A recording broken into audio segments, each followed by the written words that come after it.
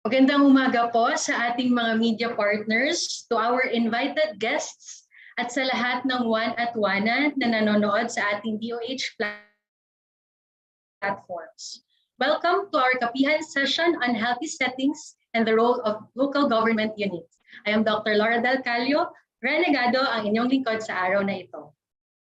Recognizing that the majority of the factors that influence health outcomes are non-healthcare related, there is a need to go beyond implementing curative and disease management-oriented interventions towards preventive and health promotive strategies anchored on primary care. To drive such reforms, the commitment of different stakeholders, particularly our LGUs and other government agencies, will be important. Today, we have with us Mr. Rodley Carza, the Head of Policy, Planning, Standards, and Research of the DOH Health Promotion Bureau, to have an in-depth discussion on the importance of addressing social determinants of health through the Healthy Settings Framework.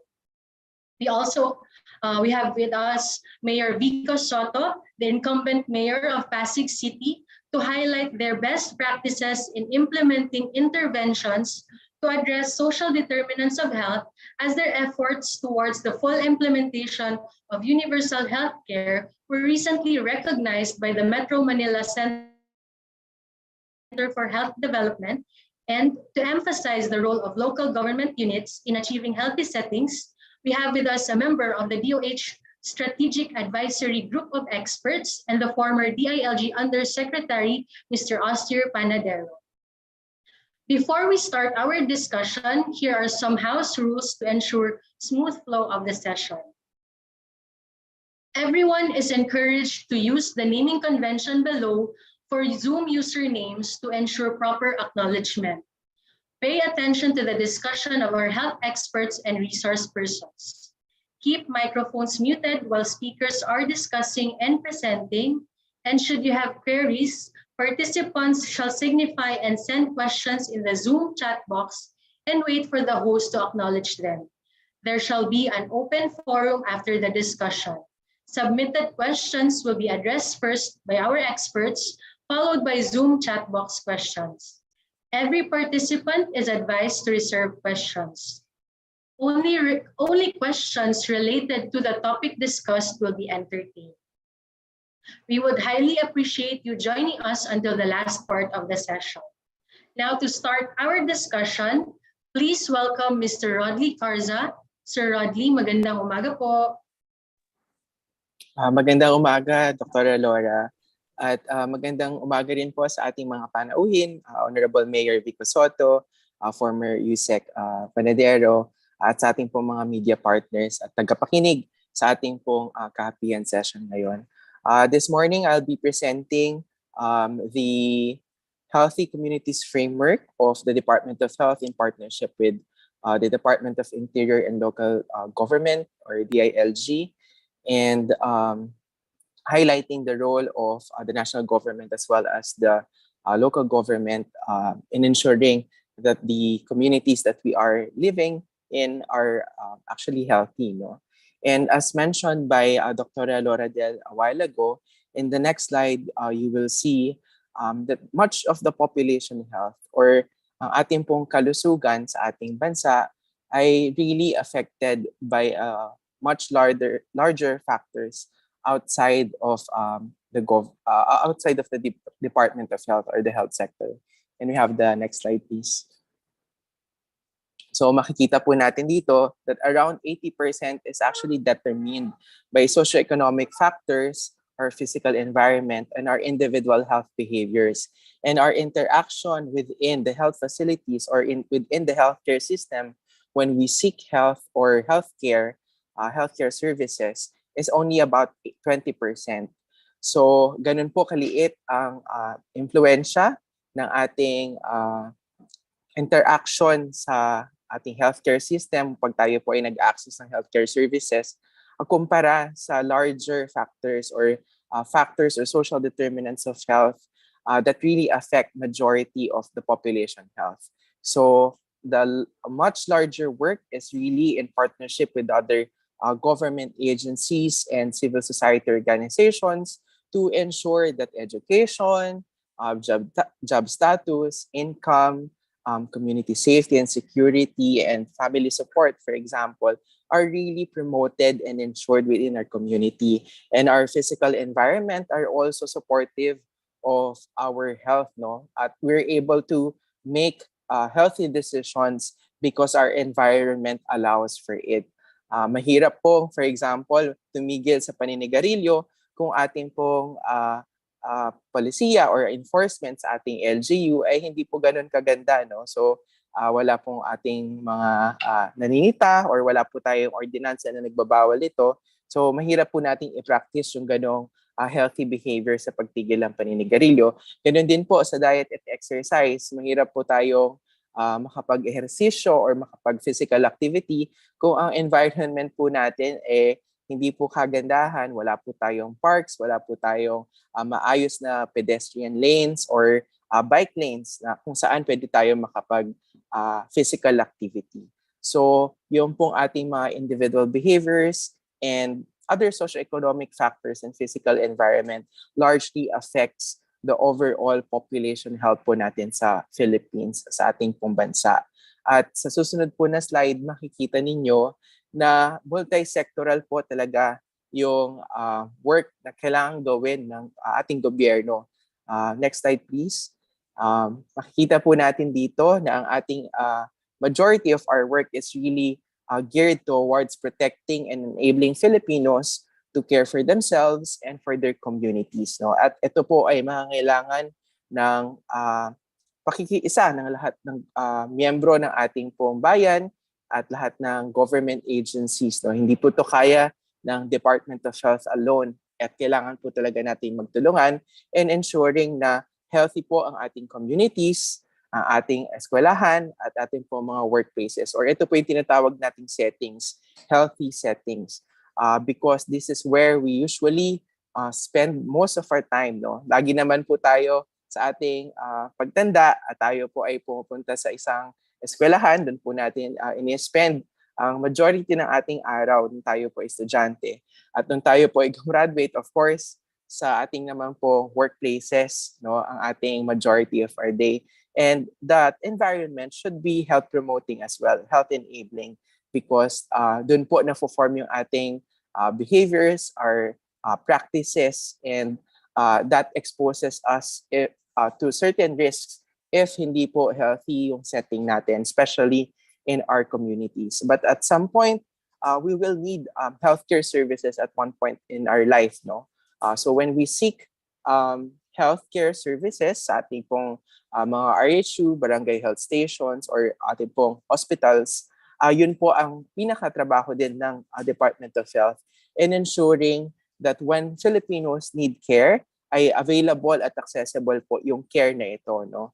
Pero lahat po ito, in-highlight lang po ng slide na to na majority po talaga, it should be really promotive and preventive. And we should really ensure that our communities, our workplaces, and our schools are really enabling of doing healthy behaviors, no, to prevent us from getting sick. But when we get sick, meron po dapat available at accessible na healthcare sa ating komunidad at meron po tayong functioning referral system, no, kung ito po ay advanced na yung ating healthcare needs.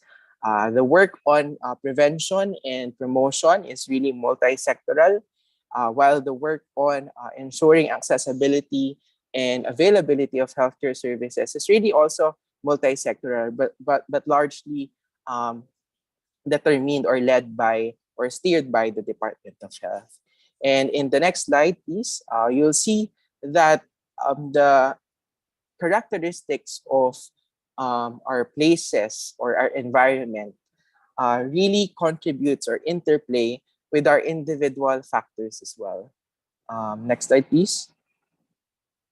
Yan. So ito po yung tinatawag nating people and places framework, where it shows the interplay of various individual factors and environmental factors in the formation of healthy behaviors or health behaviors in a community. Makikita po natin dyan na malaki yung ginagampanan ng institutional level factors such as the laws and policies being enforced in your area or in your community, and how your local government allot or distribute resources. And of course, how the media, kayo po, no, ating mga partners sa media, also deliver information, particularly on health. It shapes how behavior are being formed in the community. No? But of course, meron din pong individual level factors, yung ating kanya-kanyang level of knowledge, ating pong mga beliefs at attitudes at skills, and also our support system, our family, friends, and neighbors, and in our larger community, yung ating pong mga norms, traditions, at culture, no, sa ating pong area. Ito po ay magkakakonekta at hindi po tama na ilagay natin lahat ng responsibilidad sa mga individuals or sa mga kababayan po natin lamang. No? Kasi ang ating environment really plays a critical role in shaping our behaviors in our community. And this is also acknowledged by our Universal Healthcare Act. So in the next slide po, you can see that the UHC envisioned really a healthy environment for living, schooling, and working. No? So enshrined po ang objektibang ito sa ating Universal Healthcare Act or Republic Act 11223. Next slide, please. Okay, sige. So just to show that the commitment of the government really is to ensure that there's a healthy living and schooling and working environment. No? Kaya po siya na-highlight sa ating Universal Healthcare Act. At sa susunod po na slide, makikita po natin na binibigyan din po ng administrasyong ito sa pamumuno ng ating OIC Secretary Maria Rosario Vergeire ang pagkakaroon ng communities, workplaces, at schools that are supportive of healthy behaviors. Sa katunayan, isa po ito sa siyam na strategic objectives po ng ating departamento ngayong 2023 hanggang 2028. So prioridad po ng administrasyong ito na magkaroon po tayo ng komunidad na promotive and enabling of good and healthy behaviors. No? So this only shows that the government or the Department of Health really emphasizes the importance of health promotion and the work on disease prevention as well. Of course, this will not be complete without the other pieces of the puzzle. It's still important to protect the population from health risks by preventing disease outbreaks, for example, and to be able to care for them when they need healthcare services. And of course, in order for us to deliver all of these strategic objectives, we need to strengthen the health institutions and, of course, the healthcare workforce in delivering this promise under the strategic objectives of the Department of Health and as enshrined in the Universal Healthcare Act. So, ang Department of Health po ay makakaasa kayong prioridad ang pag-achieve sa ating healthy communities, no? Para lahat po tayo ay nakatira at naninirahan sa isang komunidad na enabling po talaga at supportive na sa ating mga healthy behaviors. Sa susunod po na slide, makikita po natin ang critical role that the LGUs or local government units really play into achieving or ensuring a healthy community. Ito po ay galing sa Universal Healthcare Act implementing rules and regulations wherein LGUs are actually mandated to issue and implement effective health promotion policies and programs, no, para po i-promote ang ating health literacy at i-ensure or i-promote din ang ating healthy lifestyle. So binigyan po ng mandato ng UHC Act na magkaroon ng epektibong health promotion policies and programs sa local level. At binigyan din po ng kapangyarihan ng UHC Act ang mga LGUs para mag-enact ng stricter ordinances that will strengthen and broaden existing health promotion policies and programs. So katuwang po nitong mandato sa local government units, ay binigyan din ng mandato ng UHC Act ang DOH at DILG to issue a joint administrative issuances para po masigurado natin ang implementation, monitoring, at evaluation of these health promotion policies and programs implemented by our LGU. So ito po yung ating tinatawag na JAO or Joint Administrative Order with DOH and DILG na promotion ng ating Healthy Communities framework. So ang LGUs po at ang Department of Health at DILG ay magkakatuwang sa pag-achieve po ng ating objective of a healthy community. So in the next slide, you can see po, no, ano nga ba yung definition or ano nga ba yung tinatawag nating healthy community. Base po sa ating JAO with DILG, ang healthy community po ay ay isang local government unit na merong physical, social, political, and economic factors that make up the environment in their community na promotive at protective ng kanilang health. And also, healthcare services are available and accessible. So ito po yung dalawang components, ito yung dalawang factors that we look into a local government unit to say whether they are a healthy community. At only then, by meeting the two characteristics, we can achieve or we can recognize that a community or a local government unit is a healthy community. And in the next slide po, you can see more details of this framework of the DOH and DILG. So kung makikita nyo po, yung pong orange na boxes, it pertains to the social, political, economic, and physical factors that are promotive and protective of health. While the green boxes naman are those components or characteristics that ensure that healthcare services are accessible and available. And babalik po ako doon sa ating punto kanina, no? Yung pong orange na boxes, it's really multi-sectoral work. It really needs a whole of government approach in ensuring that this will be achieved. Majority of these characteristics are actually quite beyond the traditional purview of the health sector. So for example, having potable water and food security, having housing and shelter, no? So meron pong ibang ahensya na nagtatrabaho po para ma-achieve yan. At this only emphasizes the need really for collaboration among and between government agencies as well as local government units. Of course, we also encourage our non-government organizations and civil society organizations to take part in achieving these characteristics of a healthy community. So highlighting the importance of having potable water and food security, quality education, cultural heritage, open spaces, green and open spaces, very important, clean and sustainable environments, substance abuse, free community, housing and shelter, income and support, and safe and violence and inclusivity. So these are the factors or the characteristics that needs to be present to make sure that the community is really health enabling. Of course, this will be partnered with efficiency and quality of healthcare services and the accessibility of the services and availability to all, plus equitable health financing. Of course, this is in partnership with all DOH bureaus and offices, as well as the Philippine Insurance Corporation.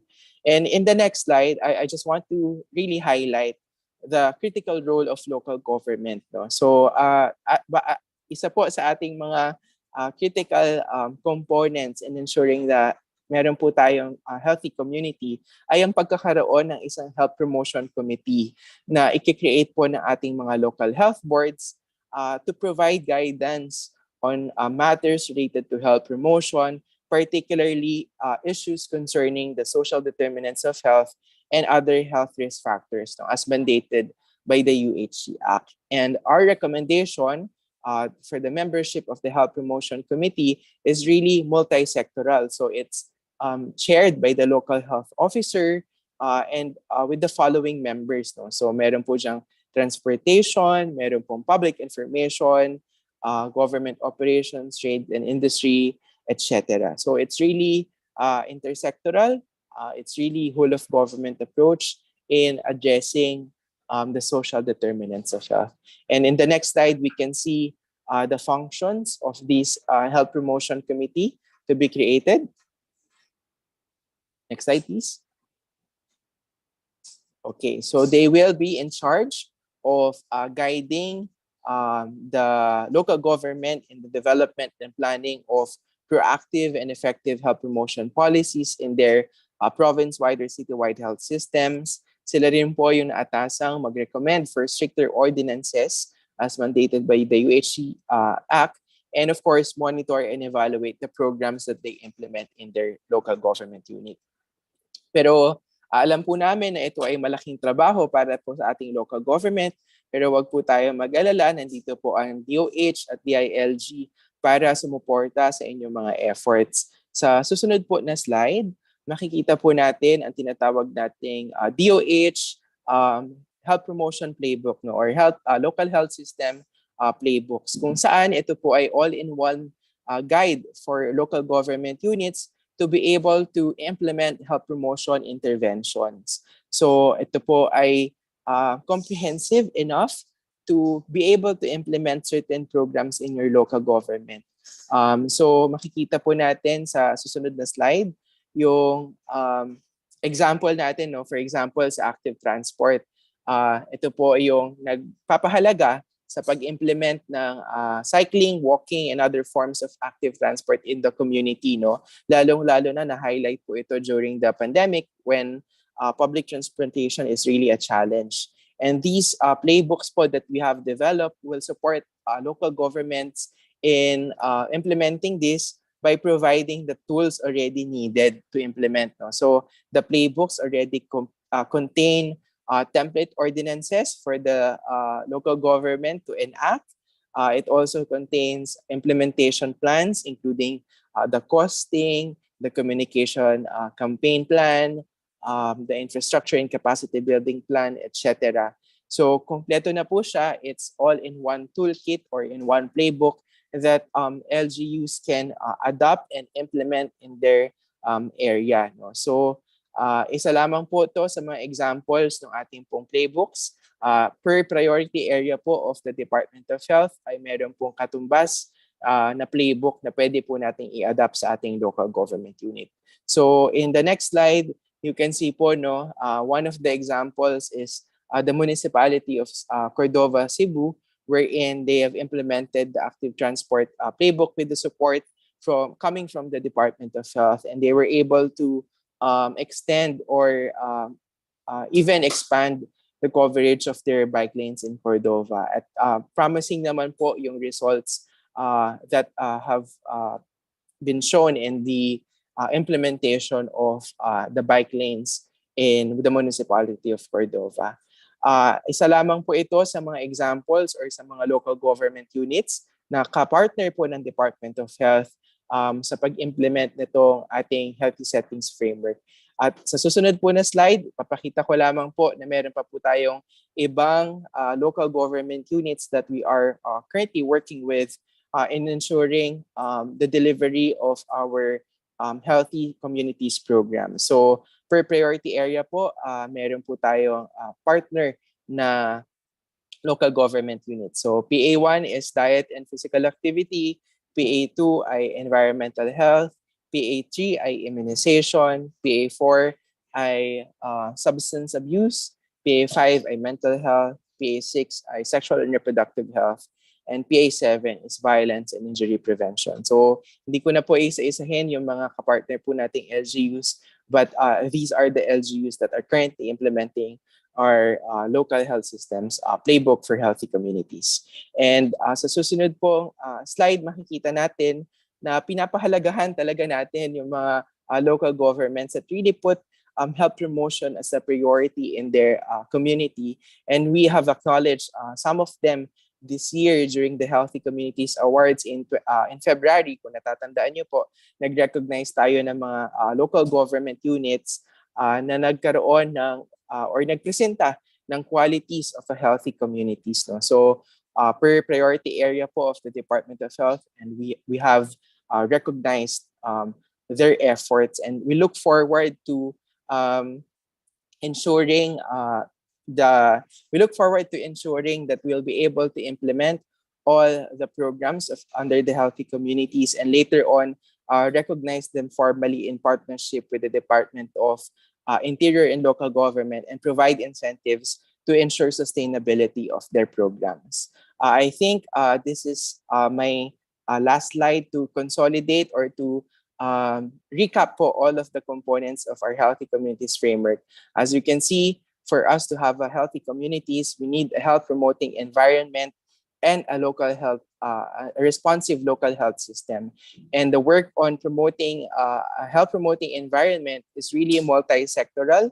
It will engage a lot of national government agencies, and of course will depend din sa ating priorities ng ating local government, no? Because this is really a partnership between the agencies and the local governments, and of course ensuring the DOH ensuring having a responsive local health system in the community, of course with the LGU as well, as they have the authority to provide, or the jurisdiction to provide basic healthcare services. And we can all do this, we can all achieve this by ensuring healthy public policies, pag-implement ng mga polisiya at ordinansa, infrastructure through building supportive environments through infrastructural change, strengthening community action, developing personal skills, and reorienting health system. Di ko na po iisa-isahin pa, pero sa susunod na slide, makikita nyo po ang link sa annual report ng Department of Health pagdating sa health promotion, at maaari nyo pong makita yung detalye na aking pinesenta dito sa ating report.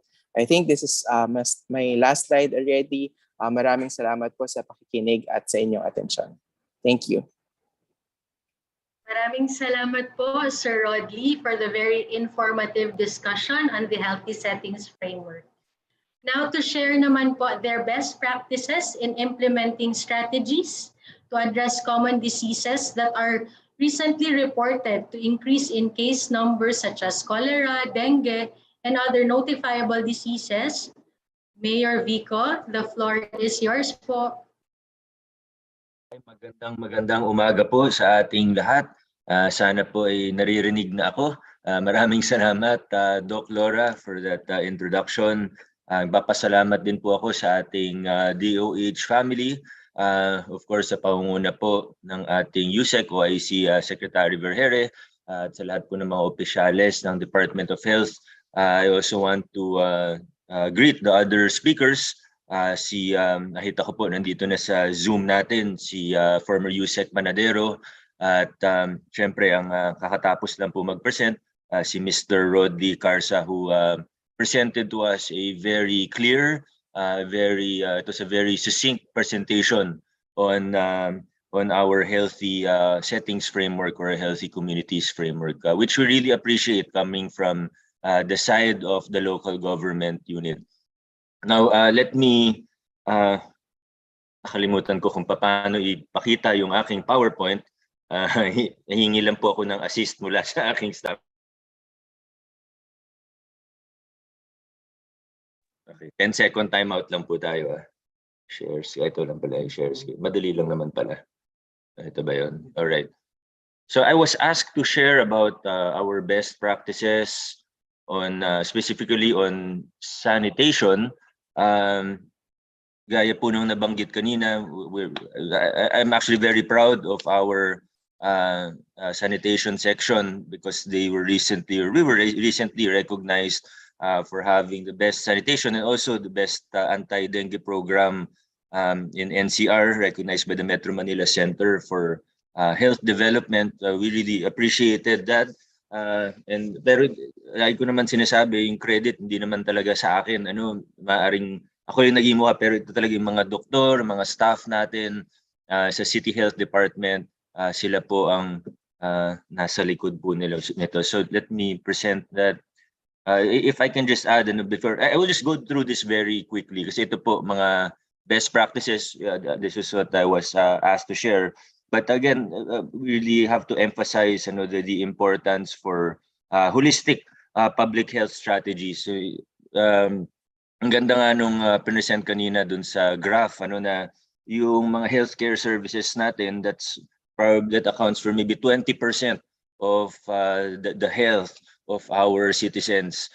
Pero madalas, and siguro traditionally, dun talaga tayo nakafocus na siguro saktong-sakto dun sa Pareto principle or no, sa 80-20 rule na yung 20% ng effort natin leads to 80% of the results, and conversely 80% of our results 80% of our efforts often it goes to that 20%, yung pag-aayos ng mga ospital natin, pagsisigurado na maayos yung mga healthcare services natin na syempre kailangan natin gawin yun. At importante naman talaga, pero hindi natin pwede kaligtaan at ngayon po meron tayong renewed focus as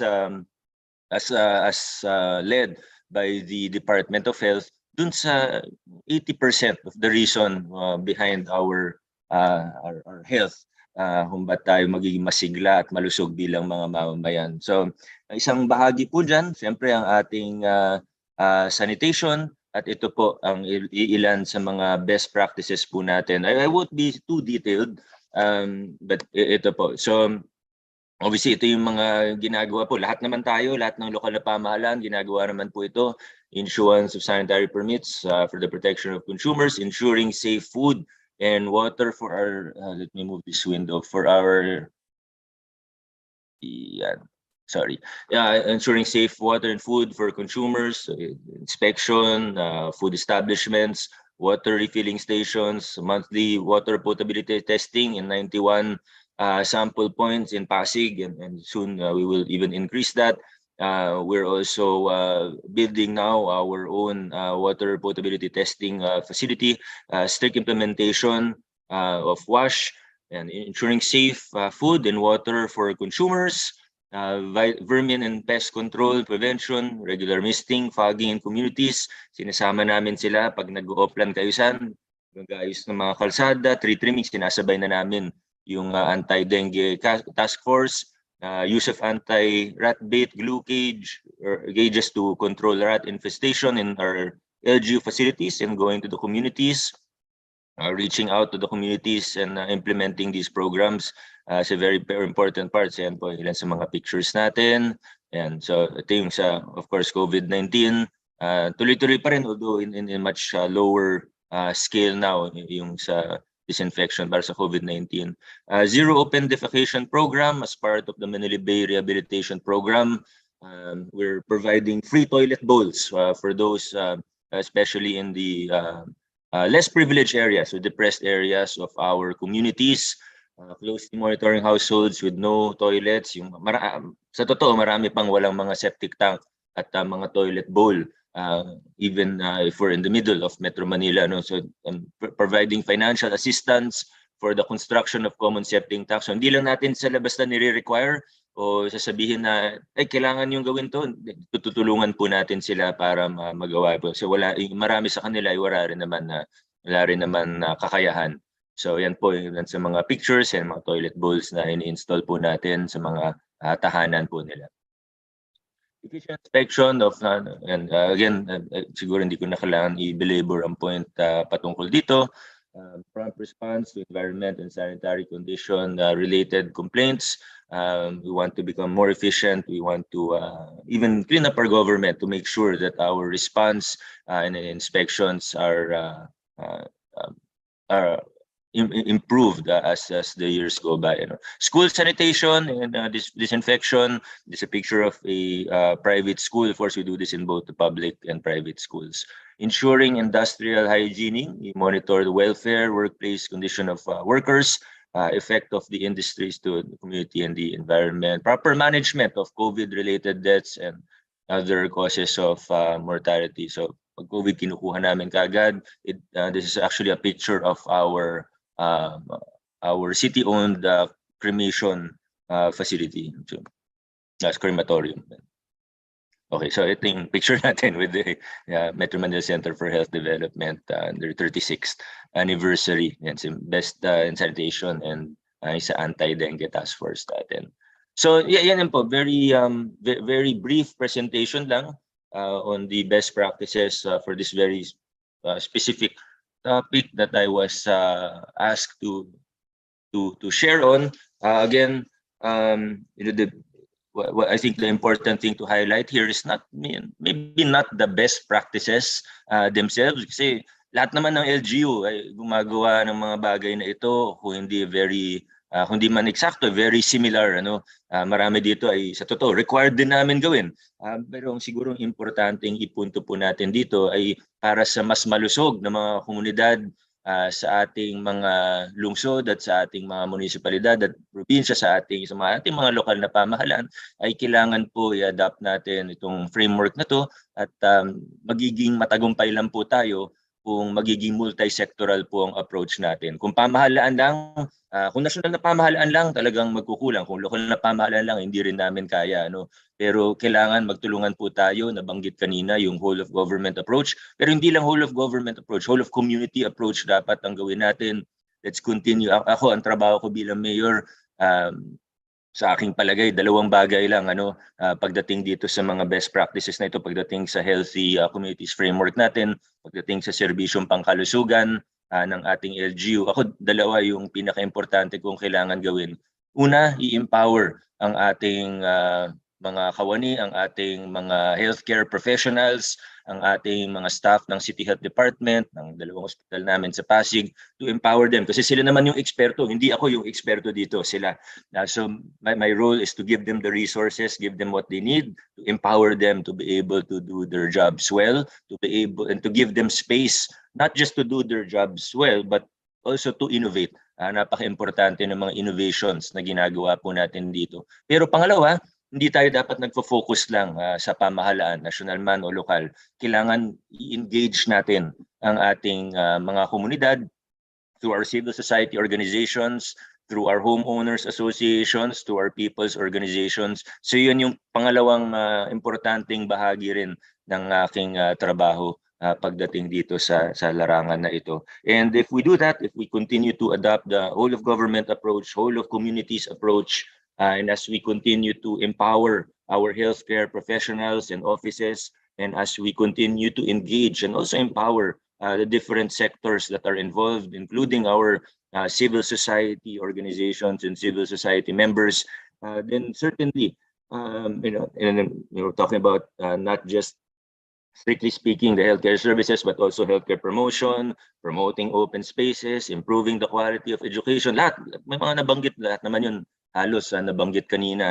And if we continue to do this and we adopt this multi-sectoral approach, then surely we will continue to improve, not just in terms of having better healthcare services, but towards healthier communities. So sa ating po lahat, maraming salamat. Let's all partner together. Bati ko rin po ang ating mga media partners, sa lahat po ng nanonood sa live yata, hindi ko alam kung sa FB or sa YouTube. But again, let's continue to work together for healthier outcomes and for healthier communities in our cities, municipalities, and province around the country. Maraming salamat po. God bless sa ating lahat. Maraming salamat po, Mayor Vico, at congratulations po sa inyo at sa inyong mga kababayan for recently being awarded by the Metro Manila Center for Health Development as the Best AIDS-Borne Viral Diseases Prevention and Control Program, as well as the Best Sanitation Program of 2020. Now, to give his insights on the relevance of the commitment of different stakeholders, particularly the local government units, in the implementation of reforms to improve health outcomes, let us welcome a member of our UHC Strategic Advisory Group of Experts, former DILG Undersecretary, Mr. Austere Panadero. Good morning po, Hi, Sir good morning. Magandang umaga po sa lahat. Kay Mayor Vico, congratulations Mayor, at kay Rodley for your very insightful as well as a very comprehensive presentation. I think that really captures the framework as well as what the DOH is doing. Before I proceed, let me check lang. Is my audio okay? Yes po, sir. Sige. I cannot switch on my camera because I'm in a far away place.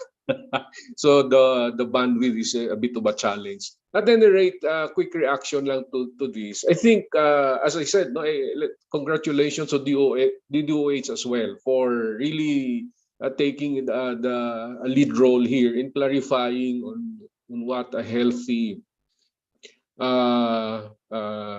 places should be, as well as putting emphasis on health promotion.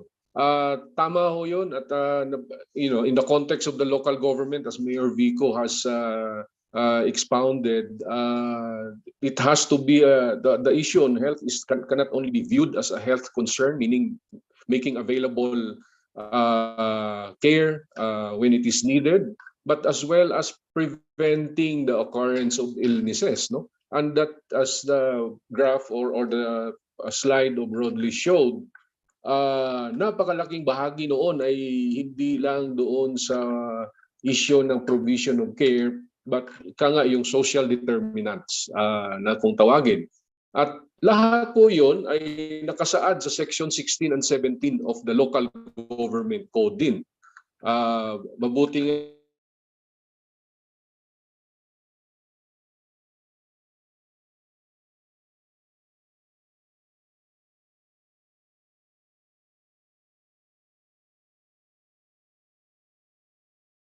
usaping ito kasi ang kadalasang pananaw ng ang health ay patungkol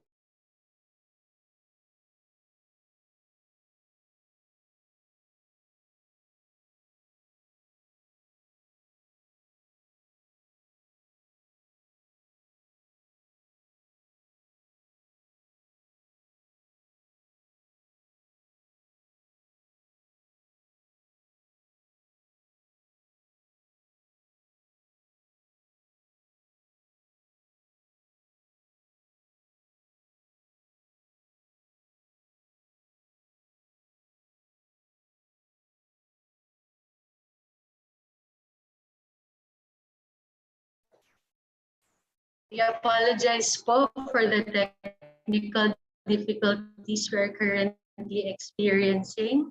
We will try to get back to Sir Austin po as he tries to connect with us again. We would just like to remind our media partners po to put their questions. Ayan.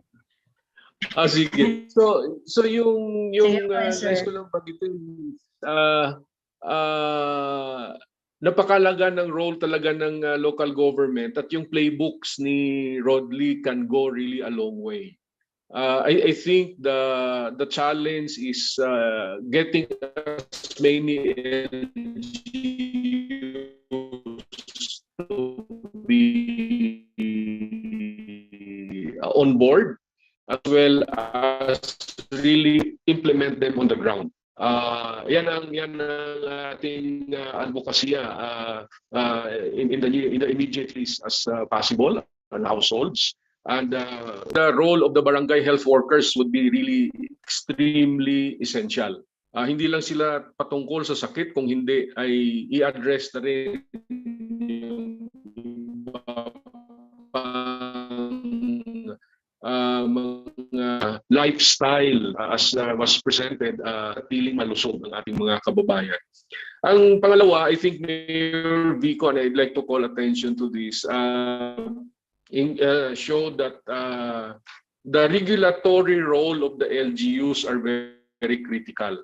When I say regulatory, ito yung mga permits, clearances that they issue, and the strict enforcement of the conditions of those permits will also make a difference in this advocacy, in the healthy work setting advocacies. Magsimula sa land use, the zoning ordinances, and the compliance to those regulations, kung saan ang mga workplaces, ano ang mga malapit na mga pasilidad sa mga ating public places as determined by our zoning ordinances are very critical decision points for our local government. Building codes, building permits are also essential. I think Mayor Vico pointed that out. Kasi dito nakasalala yung sanitation. Yung sakit, as we all know, can also be prevented largely by enforcement of rules. And local governments are in a position to really enforce that. I think the joint administrative order issued by DILG and DOH is on the right track, no? To really make sure that it is ika nga, madagdag ko lang, at sana mamonitor yung compliance and enforcement ng mga ordinances na yon. Ayon ay napakahalaga. And this is, I think, a role that the media can also extensively play. Ipaalam sa ating mga taong bayan at sa lahat ng mga stakeholders para madaling matuntun kung saan man ang may pagkukulang. Ang isa lang na sa mga rural areas, I think we're clear on the urban. Sa rural, yung source ng tubig is a very critical issue. Potable water. I hope our local governments will continue to invest on that to make sure that the water we drink is indeed a something that is fit for consumption, and that it will not cause downstream diseases that affects the different organs of the body. Yan yung siguro yan yung 30%. Oh no, the physical environment that accounts for the 30 or 10% of yan ang nais kong dinan, yung advocacy ng LGUs, extensive advocacy using our health network, the enforcement of the regulations, and the provision of the basic services as water and the liquid and solid waste. Come to think of it, are also critical in promoting healthy setting. As Mayor Vico pointed out, but I may call attention. Ito ay sa local government, ang pagbabago ay napapabilis at nagiging sustainable if leadership is there to lungsod, bayan, lalawigan, ay ating kasama sa lahat ng ito. And I think the effort should not only be technical but as well as very deliberate way of enlisting the support of everyone in a sustained manner. The awards and incentives that Rodley mentioned can go a long way, but I would probably suggest that together with the ILG, there's got to be a metric on health settings should be included in the seal of good local governance in the future para mabuo na natin itong sistema. I think the UHC provides us the framework, and with the support of our partners in the media and the active leadership of our local governments, we are on the right path. Thank you very much. Maraming salamat po, Sir Austin. Now we open the floor for questions po. But before we start the forum, may we once again remind our media partners to please stick to the topic and raise your questions in the chat box. Maybe Rodley Carza, the Head of Policy, Planning, Standards and Research of the DOH Health Promotion Bureau, Sir Austin Panadero, former DILG Undersecretary and a member of our UHC Strategic Advisory Group of Experts, and Mayor Vico Soto, the Pasig City Mayor. Before we move on to our question and answer portion, we would like to let you know that we will try our best to accommodate all questions, but may be limited due to time constraints. To start off, for our first question, maybe this can be addressed by Sir Rodley. What are the metrics to consider a local government unit as having a healthy setting for Filipinos? If an LGU reaches one metric, can they already be considered one? Sir Rodley? Thank you, Laura Del, and thank you, Red, for that question. The DOH and DILG is currently working with the different concerned agencies to finalize the metrics, no? But these metrics will be based on the components presented a while ago. And yon, para siyang nabanggit ni Yusek Panadero, parang SGLG, no? Para meron tayong mga indicators and metrics that we will monitor and also ensure that these metrics will have corresponding support, because it would be unfair to the LGU to put this as a metric, but without counterpart support from the national government, it might be challenging for them to reach it. So we're currently working with the different agencies concerned in the components of the framework that we've presented, and we will be conducting a baseline assessment this year. And hopefully by next year, we'll already have a baseline of how many of our local government units are actually can be recognized as healthy communities already, and how many of which will have to be provided with corresponding support para ma-ensure natin na ma-reach nila yung standard. Salamat, Ted. Maraming salamat po, Sir Rodney. Now to our next question. This is addressed to Mayor Vico from Red Mendoza po of the Manila Times. Gaano po ba kahanda ang ating city when it comes to primary healthcare services? May ina-upgrade na po bang mga health centers to accommodate primary healthcare services?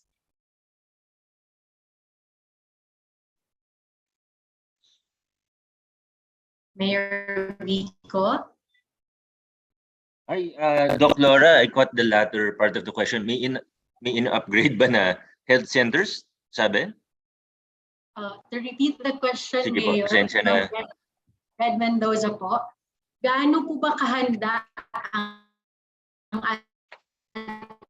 ating city when it Doc Laura, sorry, sobrang choppy po. Hello? Mayor Vico? Hi, Can you Doc hear Laura. me po? Yan, okay na po. Sorry, sobrang choppy. I think the question was kung handa na ang LGU na mag-implement ng primary healthcare. Tama po ba? Sorry, medyo choppy kasi.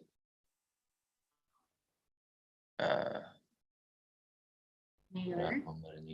Okay, may nag-type na ng tanong. Yan, mababasa ko na. Hopefully, naririnig po ninyo ako. Gano'n nakahanda ang ating city when it comes to primary healthcare services? May na-upgrade na po bang mga healthcare centers to accommodate? Okay. Actually, we're very proud kung pwede ko pong maiyabang ng konti. Sa NCR kami po yung first na ma-accredit doon sa consulta packages ng PhilHealth. So napaka-importanting bahagi po yan ng primary healthcare. Other than that, we're continuously upgrading, we're continuously doing the work to make sure that primary healthcare services are excellent in Pasig City. So halimbawa, nung nakaraang taon, ay nag-rationalize tayo ng ating City Health Office. Ngayon, City Health Department na siya. We have created maybe, hindi ko na maalala, basta nakakapag-create kami ng 1,000 bagong plantilla positions for our healthcare professionals. Nagpa-permanent kami, nag-hire kami. Yan. So, and then, pagdating naman po sa infrastruktura, yes, may mga for upgrading tayo. Meron din tayong mga binibili na mga lupa para magpatayo ng bagong healthcare centers doon sa mga lugar na talagang masikip yung mga existing. Actually, isa sa problema namin, yung accreditation ng mga ibang facilities namin, dahil sobrang sikip po talaga. Alam niyo naman po sa Pasig, talagang built up na. So pag may nakikita kaming espasyo, subukan namin kunin kaagad at para makapagpatayo po tayo ng bago. So yan po. But it would be it would take a long time to talk about. Kasi nung pinipresent nga po ng ating City Health Officer sa akin to siguro mga 3 or 4 weeks ago, yung status ng UHC natin. Yung criteria nun, di ba? Nasa 1,000 criteria yun eh. Hindi lang hundreds but thousands of criteria. So hindi ko na siguro i-discuss that. But yes, we're doing our best to continuously prepare.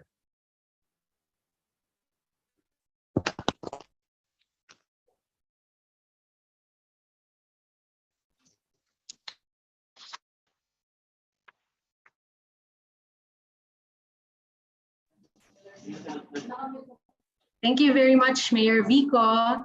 Now, still from Red Mendoza po, this is to former USEC Austere. How would devolution help LGUs in developing their own UHC programs? Sir Austere? Yeah. What's the question, Doc? How would devolution po help LGUs in developing their own UHC programs?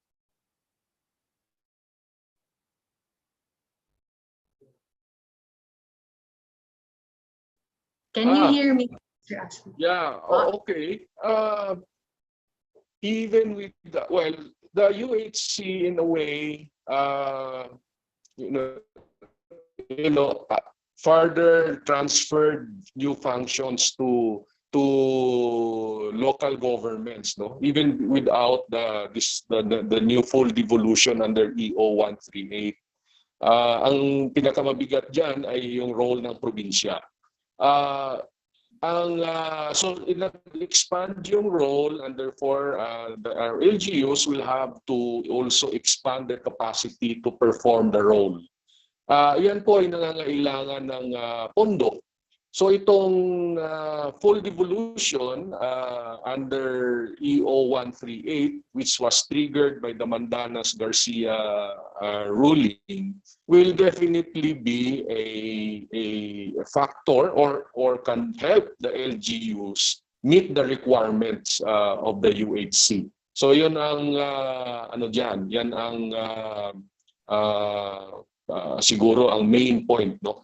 Yung kailangan lang ay i-prioritize yung mga serbisyo or mga bagay na uunahin under the UHC. And I think the previous question was very important: primary healthcare. Iyan ang talagang sa tingin namin ay kailangang mauna sa serbisyo, kasi yan yung sistema na marating yung mga hindi pa narating noon ng health services, especially in the rural areas, if the local government is able to actually put in place an accredited primary healthcare facility or system. So yan po ang relasyon ng devolution sa UHC.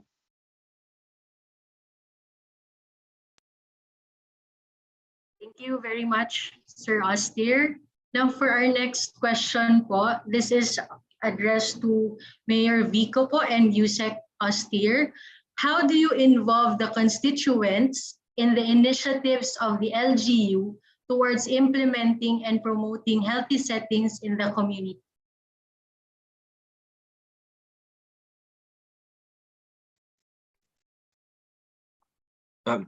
Mauna na lang po ako. Sige po. So there are different ways. Meron yung formal. For instance, we have civil society organization representatives in our local health board.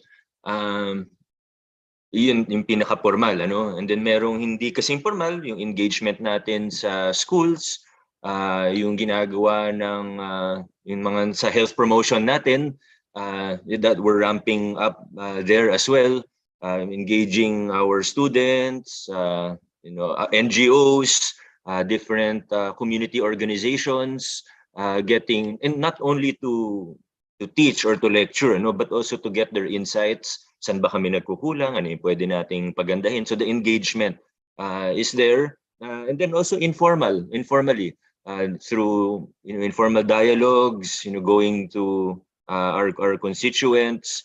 Both me, our staff does that, and so yun, important we find different ways to engage, kasi sa isang engagement maaring limitado lang yung sektor na makukuha natin doon, na mapakikinggan doon. But if we continuously do this and we make it a habit and part of our lifestyle to engage our communities, then we'll be able to be more successful. ang madagdag ko siguro diyan ay I'd like to point out that then the healthy settings, one of the key element doon sa framework ni Rod Lee is about behaviors and, as Mayor pointed out, habits.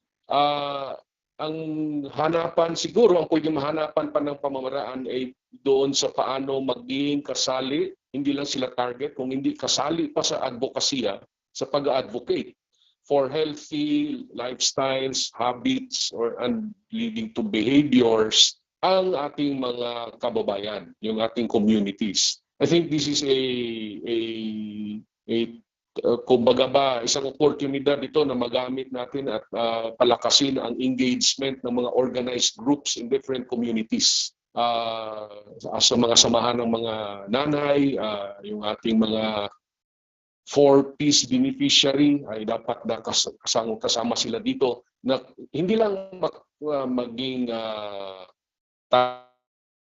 target ng advocacy kung hindi sila rin ay kasama sa pag-advocate.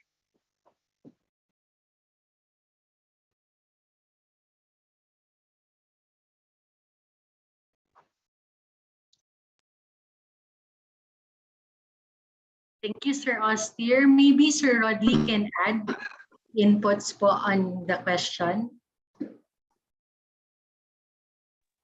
Thank you, Laura Del. Nabanggit na nga rin ni Mayor Vico at Sir Austin yung formal and informal ways, no? And I want to re-echo the importance of participation, no? So, nasabi nga ni Yusek Panadero, yung ating JAW also highlights the importance of key guiding principles.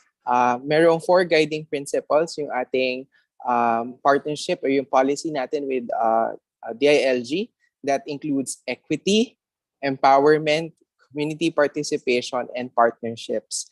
And yun, hina-highlight natin na tama nga naman ang ating constituents, ang ating citizens, ating komunidad ay hindi lang target ng ating mga programa, pero sila ay parte ng pag-form at pag-design at pag-i-implement ng ating program. So this is what we call co-creation and really highlighting the importance of community participation and empowerment.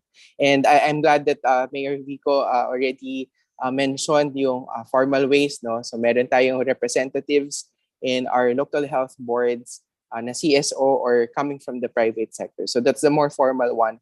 But in terms of our program implementation, it's very important the community engagement and partnership. And perhaps doon din pumapasok yung role ng ating media no, in highlighting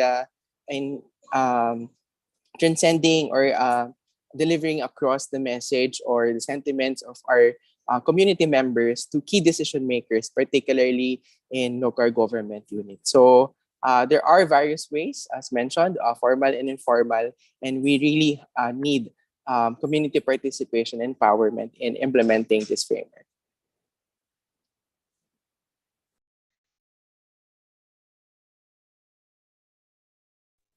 Maraming salamat po, Sir Rodley. In the interest of time, we are now down to our last question.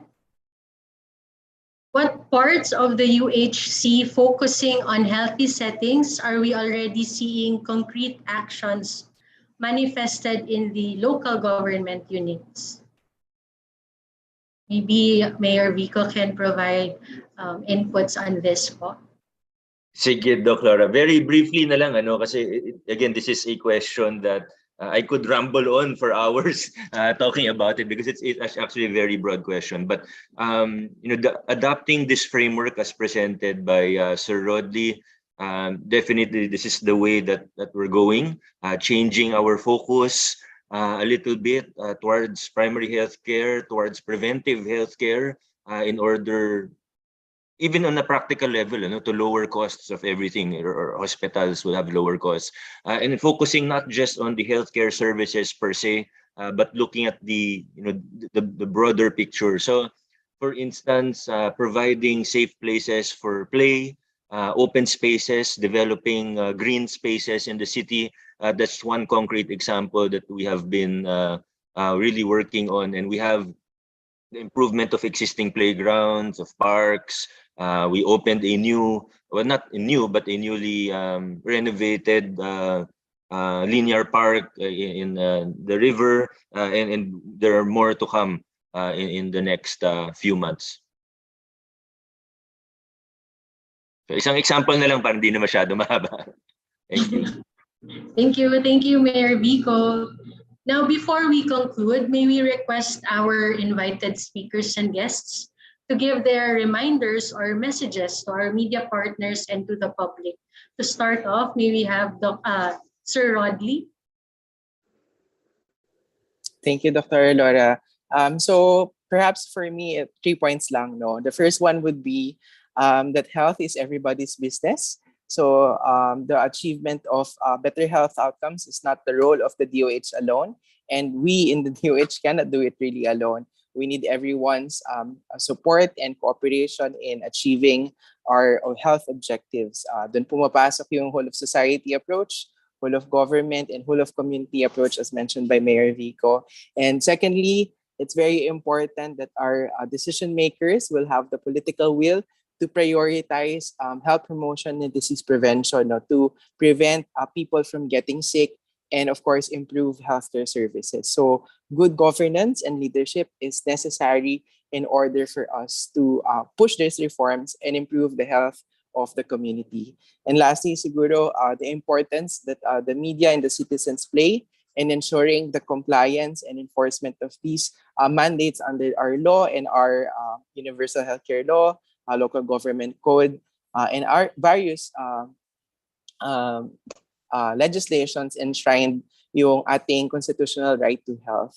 Very important that we highlight the efforts of local government units who are implementing best practices and good practices. No, this provides benchmarks for us para makita ng iba na we can follow this strategy that's being implemented in their area, for example. And yon, continued community engagement, of course, bridging the gap sa ating citizens and the decision makers. So having some form of co-creation and empowerment and community participation will really parang go a long way in implementing and achieving this goal.